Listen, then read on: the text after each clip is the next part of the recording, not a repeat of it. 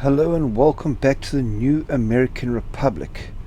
Once again, I'm starting this episode with low manpower, and that is something I want to address with this episode. Now, there are a few ways to do it. One of them would be to increase my conscription law, but as I stated previously, I don't want to go above fully funded military, as I will start to incur some debuffs that will affect everything, including my stability, factory output, and training time. I'm also not going to change my garrison template to anything like robots. Frankly, for two reasons. I am quite happy with the template that I'm using with these 20th enforcers and dog support, as it's giving me 92.3 suppression. Also, robots, I haven't been producing any, and I don't want to change over to that and get the low equipment warning, because that will actually send my resistance up when I'm trying to get it down so I can start coring. What I am going to do is I'm going to take the decision to do grain solicitations, because that will increase my monthly population by 75% for the next 360 days. I will of course be coring states as I get the political power, but my objective to help with my manpower is to form the Colorado puppet, where I will be able to complete a focus and give all the states that I control in Colorado over to the baggers. That will make resistance in this area their problem, and the manpower that I have here for garrisons will be returned to me. So I'm going to continue fighting my way to annex the countries of the Foragers, Ciphers, Circle Junction, and Claim Jumpers. And then later on in the episode, I'm going to take on Ouroboros, and I'll have to kick Realm of Diana out of the NCR faction, but I also want to take their territory as well, so that I will be able to give all of West Colorado, South and Central over to the baggers when it's time to do so. There's another reason why I want to do that before I head down to take on Mexico, and that is because this last focus, after I've formed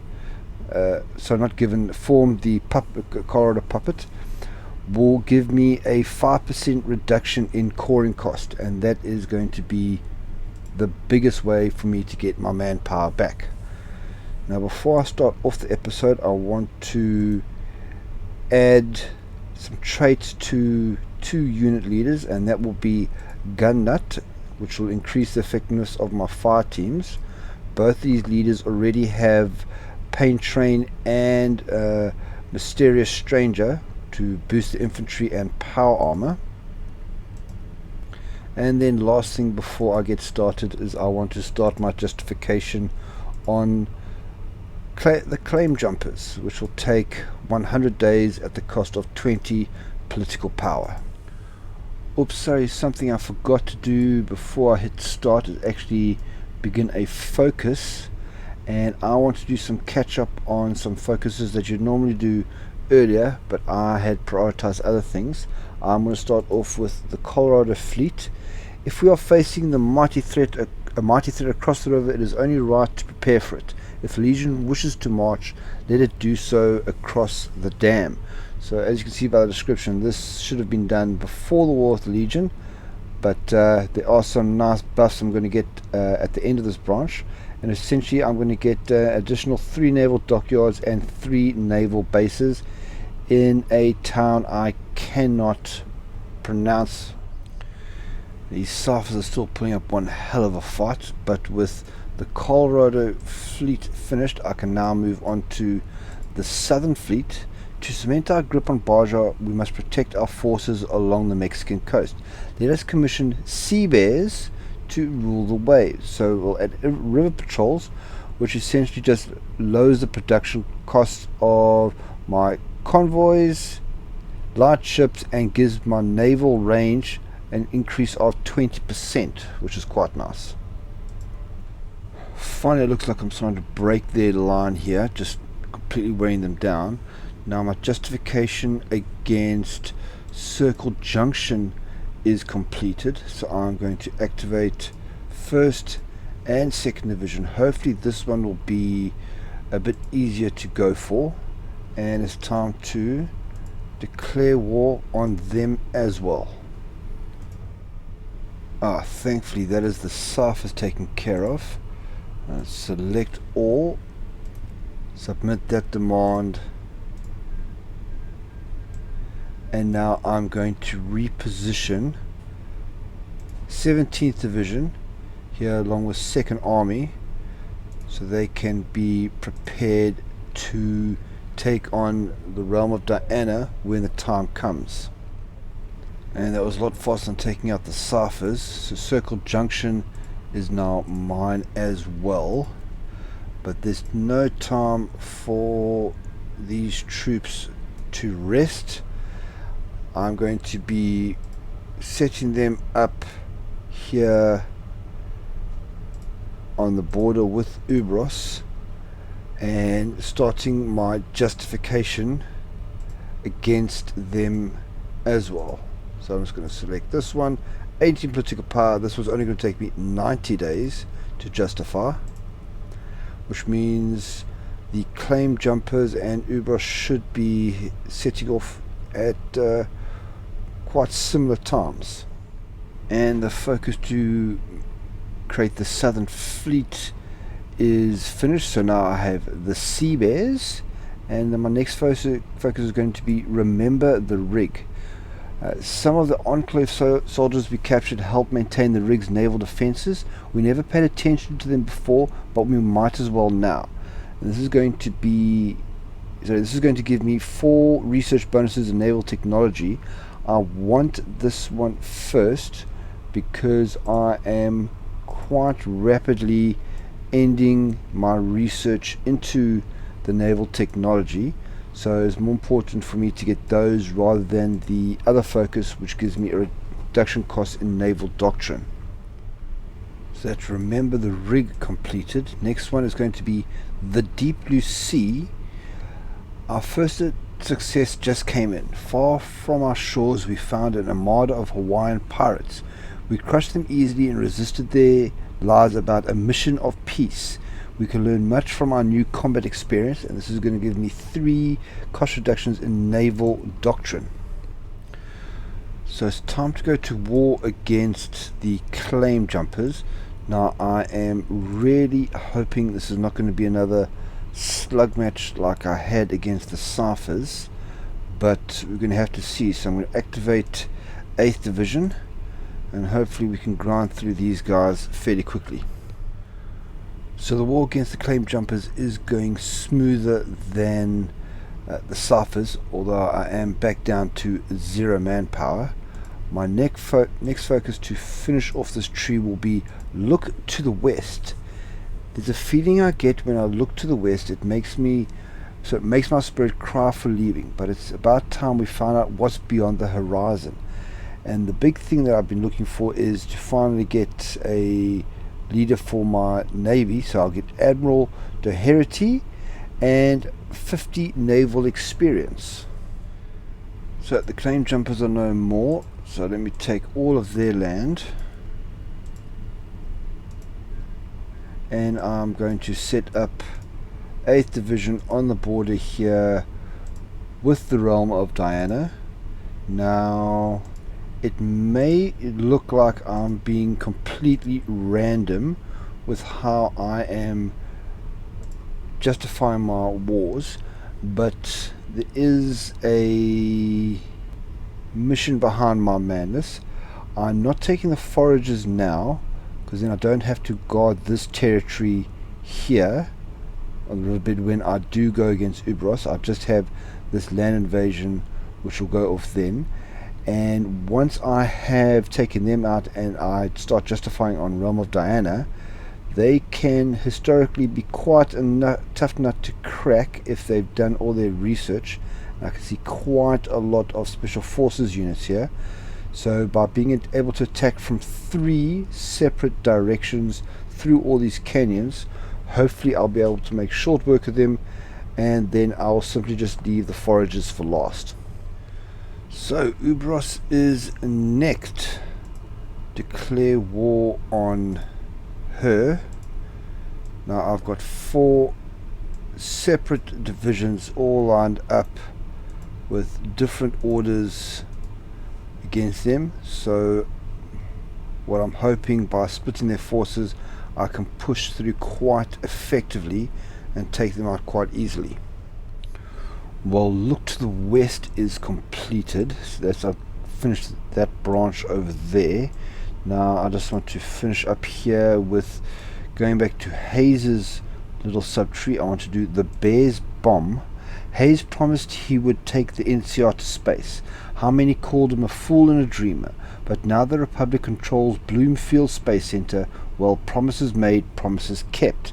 I'm going to get an extra 5% war support, and the big thing I'm going to, that really helps me out now, is another 10% increase to my political power gain. Obviously Lost Hills isn't here anymore, so I'm not worried about changing the tension with Lost Hills anymore, and I can now modify my officer corps by getting Admiral Doherty, which gives me an increase to my research naval speed and my modules, and an extra 10% naval experience gain. I just need 3 more political power, and then I'm going to start my justification on the Foragers, as it's going to take me over 100 days to get that one ready.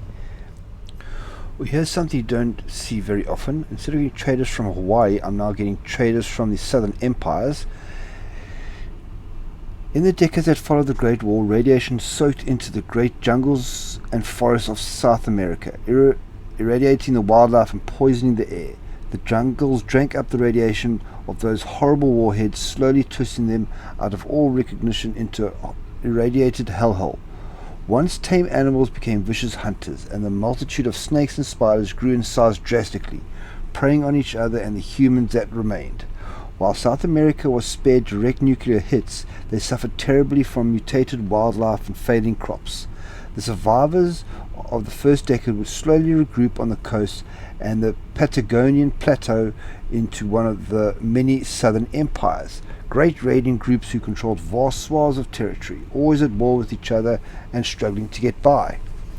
Not all of those who resided in these southern empires subscribed to their raiding philosophy, however. Coastal communities retaining independence through the payment of tribute to various factions have become wealthy trade hubs.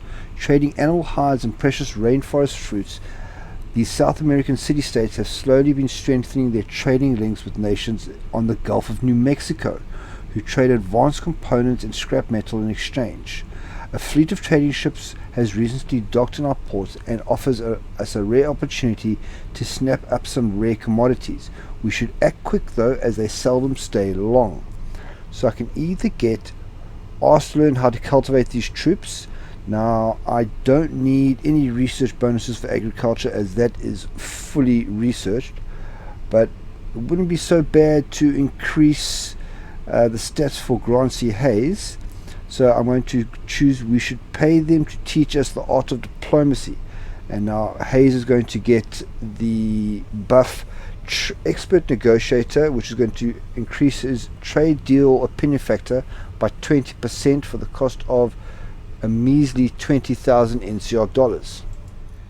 And that is another nation removed from the map. I'm going to take all of Ouroboros, submit my demands, and exit the peace negotiations. Now I am going to remove Realm of Diana from the NCR faction.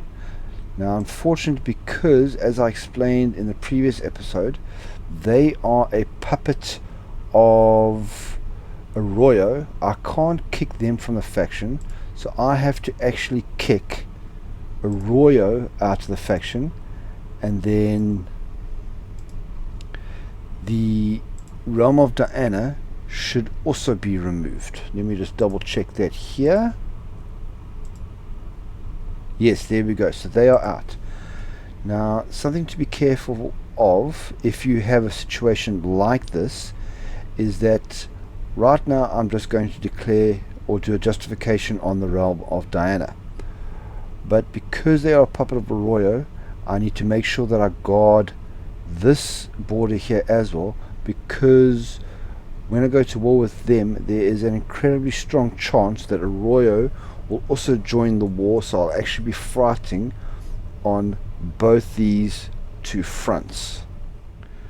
Now, before I move on to the next focus and explain what I'm going to take, I have given myself a little bit of a challenge now. I have a justified war goal against the Foragers and the Realm of Diana that's currently underway. The Foragers will end in June and the Realm of Diana will end in July. So the little challenge I've given myself is to see if I can take out these Foragers within a month. So I've completely encircled them, and then if I am successful with my challenge, I will then set my troops back up to go against the Realm of Diana, and possibly, if I have to, take on Arroyo. But back to the focus tree. Now, the Bears bomb spoke about sending people into space, so I only think it's fair to take the next focus: fly me to the moon. I've dreamed of this day since I was a young boy in Baja, reading tales of science fiction and watching pre-war newsreels of space launches. With the acquisition of Bloomfield, the dealing with of those in Houston, and our takeover of the Nixon Space Center, we now have everything necessary to do the first proper crewed space launch since 2077. It almost brings a tear to my eye, but I can only cry when it's all over, so let's get this endeavor started. And we're going to get the event one small step for Hayes. Now, this does speak as if I own the Houston Rockets, but I've decided right now not to add another nation that I have to first garrison and then core. I do still have a war goal against them, which I will use later, possibly in the next episode, but I want to get that event and focus out of the way while we prepare to go to war to claim the last two states that have control of Colorado. So, one small step for Hayes. The conditions of the recently refurbished Manned Spacecraft Center, or as it Hayes preferred to referred to by its old nickname Space City, were almost entirely perfect for the historic achievement Grant C. Hayes wished to be present to see. After delegations from the previous owner, the Houston Rockets, the new American Republic now had full control over operations and facilities within the Space Center. Again, this event is talking like we have taken over the Houston Rockets, when in fact I haven't yet, but carrying on. Although some criticisms were given to the Hayes administration for automatically wishing to launch a crewed mission to space rather than dealing with some of the more fundamental internal and external issues of the NAR, Hayes brushed them off as being short-sighted. He himself had changed his typical suit for a pristine white suit, with a small memento pin shaped as an asymmetrical arrowhead received from an old Captain Cosmos promotion he had been fascinated with in his youth. A technician dressed in salvaged United States Air Administration gear approached Hayes. 1 minute to launch, Mr. President. Would you like to remain here or retreat to the observation area? I prefer to stay here, Hayes replied simply, continuing to stare up at the launch complex and the service structure housing the shuttle that would hopefully complete his biggest dream of all. The shuttle itself was a salvaged combination of the Hermes 13 and Hermes 14 shuttles recovered from Bloomberg. Although the 13 had a more unorthodox structure resembling that of a pre-war idea of a futuristic bomber than a spacecraft, the 14 was the much more rudimentary, though non-functioning on its own design. The two had originally been conceived of as a Mars missions, but as Hayes did not want to begin a mission that could last his whole administration quite yet. He settled for a mission that could be completed in considerably less time. The crew themselves were handpicked by Hayes, representing a new frontier in not only NAR history but American history. A man, a woman, a robot, and a ghoul. He wanted to include a super mutant so as not to anger his other mutant supporters, but neither the technology nor space allowed for it. Plus Dayglow had a bigger ghoul population. As the countdown began, Hayes thought of himself beginning to shed a tear at his fantasies being made reality. And as the rocket began to lift off from a structure, the first of many NAR missions to space, to the final frontier and possibly beyond, began in the same way all dreams did, up into the blue yonder. And got a very nice picture here of, I don't know what to call this. Is it a robo brain with a teddy bear inside? I'm not sure. And we get the end of that and one big step for America, which gives me plus 20% political power gain and an increase of 0.3% in weekly stability for 180 days. Hey, what button is this? This button is the big red button. Hayes had recently returned from a personal venture in overseeing the NAR reconstruction of the Naval complex, currently planned to be turned into a museum once all items of value were recovered and extracted from it. This venture, however, had Hayes bringing back a small curious device. Though the taped-on enclave marking and heavily faded American flag insignias were familiar, the device itself, a small rectangular black with an extending antenna, a touchscreen interface, and most notably a large red button at the very center. As the button was unlit, Hayes had little temptation to actually press it, but was still intent on figuring out what it did. Upon taking upon the burdensome task of polishing his spectacles, he began an important journey, one he frequently lampooned his predecessors for: reading the instructions. Although they were located on the back, and the actual label was torn and largely consisted of technological gibberish and semi-understandable jargon. After several minutes of reading and hours spent attempting to piece together what few pictures they were, Hayes came to understand that the device was a sort of trigger for an orbital delivery system. Upon taking off the back cover of the device and replacing the fission battery, he activated the touchscreen, revealing the device had automatically been plugged into aiming at 2 locations, with a third being to simply deliver the payload at a random location. The title displayed at the top was Potential Threats. Although Hayes had his personal feelings about the Enclave, any threat to them could easily be a threat to the NAR as well. The first read, okay, there's a bunch of Latin long coordinates I'm not going to go through, and the second read that. Hayes also had the opinion of simply erasing both coordinates by pressing randomized coordinates and launch option. The big red button, now brightly lit, became ever more tempting to him. Hayes pondered over which he would select. Now we have the first coordinates, which will, crikey, Lost Hills will be wiped from the map and will be changed from Lost Hill Bunker to Lost Hills Ruins, and the population will go down basically to 0. Second coordinates is the Maxon Bunker, which will effectively do the same thing. Randomize it, sure, why not? And a question mark will be removed from the map. Now I own Lost Hills and Maxon, so I don't want to take their population down to 0. So why don't I go for broke and randomize it and see what happens? The Old Man and the ICBM. Oh, okay. Elijah had finally made it. All his preparations, all the mockery he had suffered, all the incidents he had forced to undergo through his leadership of the Mojave chapter.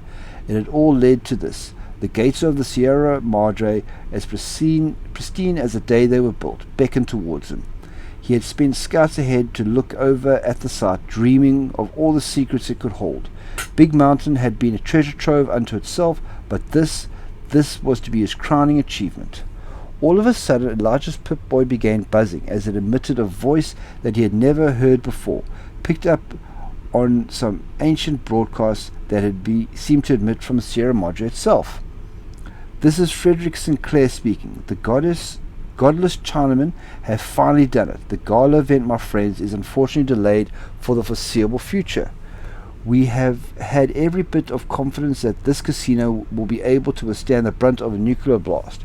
However, if you find yourself outside the protection of the many facilities, please note that Radex and Radaway are available to be constructed through the vending machines through a holotape recipe, which I will make available at the starting price of $5 million per disc, not counting chip costs. I must now retreat to my personal vault. Please enjoy the complimentary refreshments and thank you for staying at the Sierra Madre, where everyone has a chance to begin again.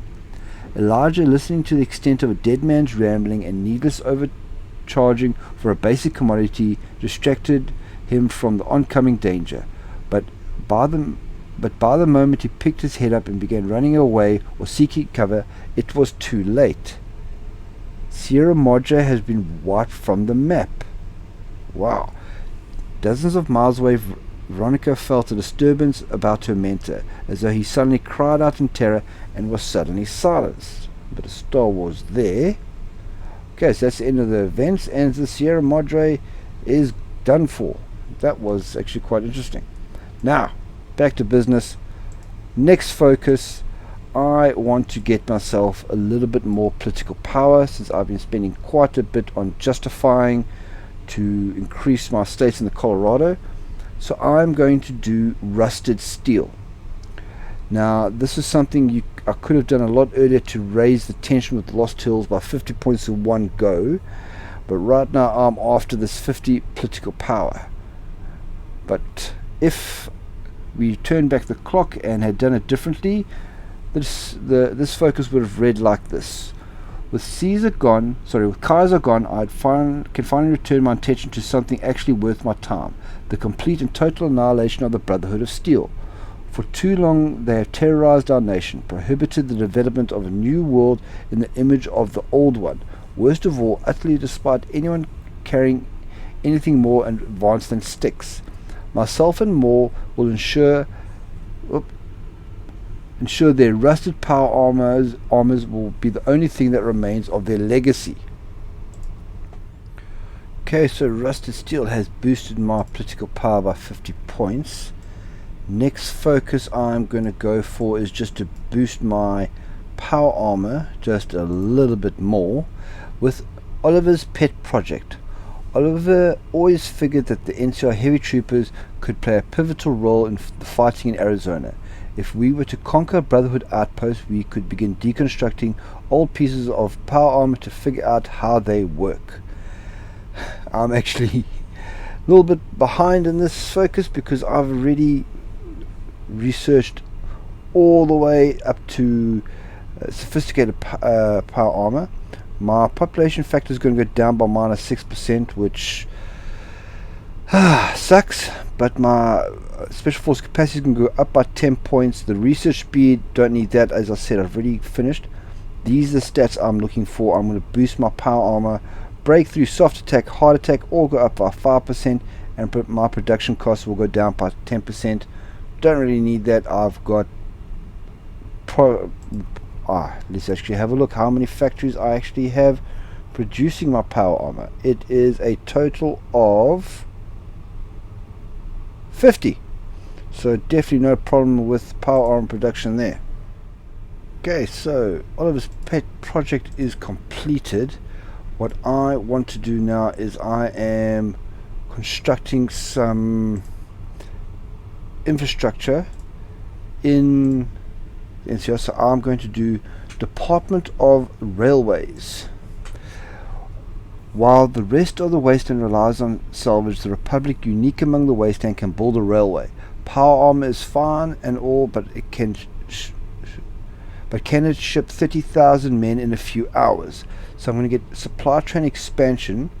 I'll get a reduction to my supply construction, but here's what I'm looking for: infrastructure construction speed plus 15% for 750 days. So finally my justification against the Foragers is finished. I'm going to be attacking from 5 different directions, completely covering the foragers from every direction. So, oh, not this one. Let's declare war here, and let's see if I can meet my challenge by defeating the foragers before my justification against the realm of Diana is finished. Here's a more familiar trading event back to traders from Hawaii, but this time because I have the buff expert negotiator, I can choose between getting the extra war support or the stability, or making a trade deal with Hawaii that will give me more income and some extra resources for a year. So I'm actually going to try this one out, and we have an achievable goal. I am not going to take this because I have currently 572 arms workshops. I do not need to go to 686, and my production is so strong that I do not mind losing the opinion of all the organizations by 5 points, since I haven't bought anything from them in forever. So that will be an unreasonable demand. And here I was worried if I could take foragers in a month. It took me only about a week. So once again, select all, exit the peace conference, and now I will get ready for my last war before I form the Colorado puppet by setting my troops out to take on the realm of Diana. And with the Department of Railways established, I think it is time to finally move on to another focus that actually has a point instead of doing some random ones, and that is going to do the fate of Colorado. Simply just like the ones we did for New Mexico and Arizona, we must decide the fate of Colorado, and I will get 100 political power. And the time has come to take on the realm of Diana.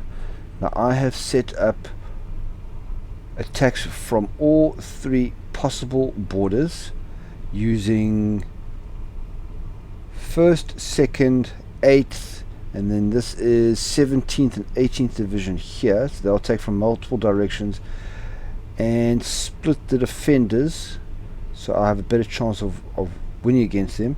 I have prepared 2 divisions, being 10th and 14th, here along the border with the Arroyo. Now, if you're wondering why my troops are going into the New Reno and New Kalamath areas, this is just a precaution in case Arroyo declares war on them as well. I have troops ready to attack. But let's see what happens. Now declare war on the realm of Diana. Let's start my attack and see what happens. Okay, so for interest's sake, I didn't get an alert, but Arroyo has gone to war with me as well as the realm of Diana, so I'm not calling in anyone, just as I normally do. So these 2 units, this will be stuck on defense. They will attack upwards, and I'll have to control 2 armies fighting on 2 sides basically of the map simultaneously now. Okay, this is a bit of a weird one. I've just conquered Paradise, and now I get the focus beauty of Paradise. Paradise is the name the tribals living here call the state, a marvelous ecological paradise within the waste, hidden between the mountains. While this place is marvelous, we have a feeling that something is hidden behind the fauna of this place. Large metal gates and hidden pathways give the impression that there is something working here outside of our grasp. Still, it's pretty, and the realm of Diana is still going to have all rights to the resources in Paradise, even though I have conquered it. Okay, something I feel I need to warn you all about. This is becoming a bit of a micromanaging nightmare. What I have is some units from 1st and 2nd are automatically transferring across to this army group order against Arroyo. What I'm going to do, I'm actually going to keep this line as it is. It seems to be working quite well. And of course, if you've done this before, you'll know this already.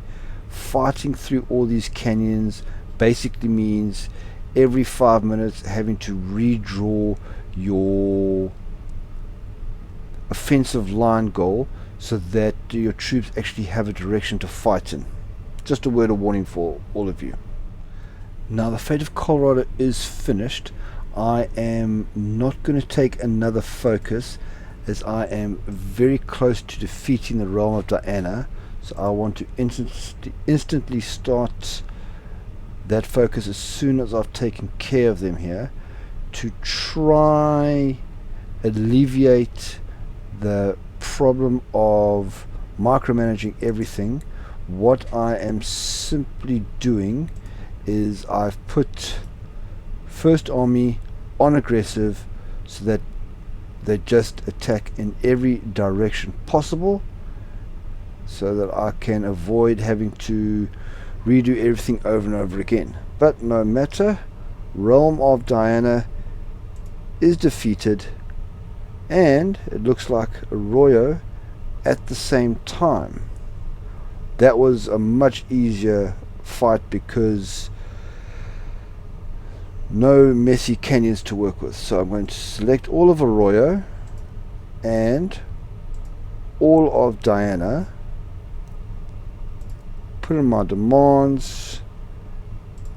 I'm not taking the Navy. My Navy has become incredibly strong, and now with all that said and done, I am going to take the focus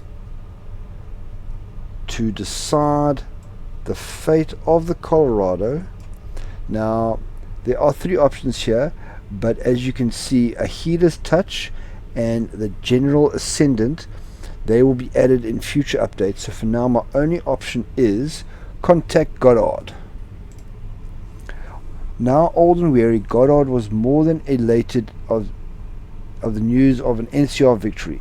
Now that we control most of Colorado, well actually all of Colorado, they can focus on their research without any hindrance. So the Baggers become a puppet of the new American Republic, and all these states become owned and controlled by the Baggers. And at long last, I have finished researching all my ship models. In fact, I've actually finished researching every possible technology that I could possibly ever want and more. So I have done all the sophisticated topics in all the ones that are available to me. So what I'm going to do now is actually upgrade my ships. So I'm going to start with some of the older ships that I have. So I'm going to start with the triremes. It will be this one, so let me recommission that one, create a variant. Now this is fairly easy. I'm simply just going to upgrade all the modules, and I'm going to add on a composite ram. So that one's going to cost me 56, and the next one, let me do the basic ones of each. So the next one will be the destroyer, the longboat hull, so it'll be this one here. Again, simply just upgrade everything, fill in what's blank, so it'll be armor here, and a special equipment slot. Let me go for a reconnaissance module for some spotting. That's 43 points. Then light ships, let's do the same. It was canoe hulls, so this one here, upgrade. Let's go for light special, some torpedo launcher, nice. And let's get the 20mm auto cannons there as well, 40. So you can see what I'm going to do. I'll be doing this with all my ships as I go, starting at the most basic and moving my way up. Then what I'm going to do is select a fleet. I now have a total of 6 operating in only 5 areas. I've done this on purpose because now I can select my ships and I can start upgrading them as I want to. Charlie Mark 2, and simply what I'm going to do is take some of my naval dockyards off production. So I'm going to cancel production of, let's say, all the secondary ones. So now as those ships arrive in whatever harbor they are to upgrade, those ships will automatically be assigned and start upgrading them. I haven't built a single naval dockyard, and I'm sitting with a total of 62. It's quite insane. And there we go, Goddard has been contacted and the beggars have been increased, and they now control all this area of Colorado for me and are my second puppet behind Sector 51. So that should push my manpower up slightly, because I don't have to garrison this area anymore. Has split my name up quite weirdly between the 2 areas I control, but no worries there. Then the last 2 focuses I want to focus on for this episode, first of all, will be cracking the boulder. Though our expedition never had the means to reach the information stored inside the ZAX database, they managed to keep it running. We can finally repair the ZAX mainframe and see what secrets are stored inside. So I get a chance of getting quite a few schematics here, all of them unique. I'm really hoping for the vertibird ones, but we'll see what I can get in 30 days. Okay, the boulder has been cracked. Let's see what I get. Okay, I'll get Gore's weaponry schematics. That is awesome. So now I can actually start researching that right now. Mass drive 115 days. That's going to be great. And then last focus for this episode will be, okay, finally, liberty enlightening the world. Give me all in desperate straits, your huddled masses yearning to breathe free, the wretched refuse who once faced hate. Send those the homeless tempest tossed to me. We will lift our lamp beside the golden gate. So I'm going to get a 5% reduction in coring costs and 300 political power. So with liberty enlightening the world completed, I can now show you that what that 5% reduction does is now the maximum cost for coring a state is now 285. Let me just call the staging grounds while I'm here. Another one completed. And I'm going to end this episode here. I'd like to thank you all very much for watching. Next episode I will be focusing on going down here into Mexico, and I believe the Republic of the Rio Grande will be an enemy worthy of the new American Republic to face. But until then, again, thank you very much for watching, and goodbye.